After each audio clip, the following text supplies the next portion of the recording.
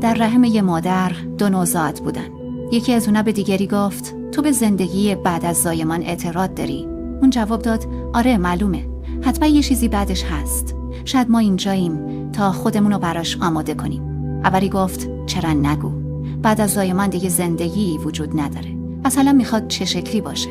نمیدونم، ولی قطعاً اونجا روشن‌تر از اینجاست. شاید با پاهامون راه بریم، با دهانمون غذا بخوریم، شاید حواس دیگه‌ای داشته باشیم که الان درکشون نمی‌کنیم. اولی گفت مزخرفه، راه رفتن غیر ممکنه. غذا خوردن با دهن خنده داره.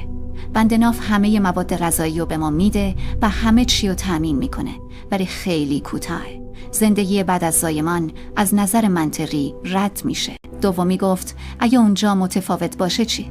شاید دیگه نیازی به بندناف نداشته باشی.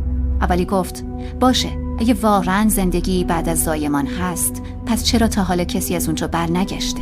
زایمان یعنی پایان زندگی، بعدش فقط تاریکی و پوچیه.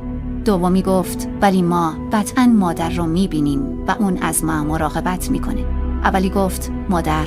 واقعاً به مادر اعتراض داری؟ اگه وجود داره پس الان کجاست؟ دومی گفت اون اطراف ماست، ما از اونیم، به خاطر اونه که ما زندگی میکنیم.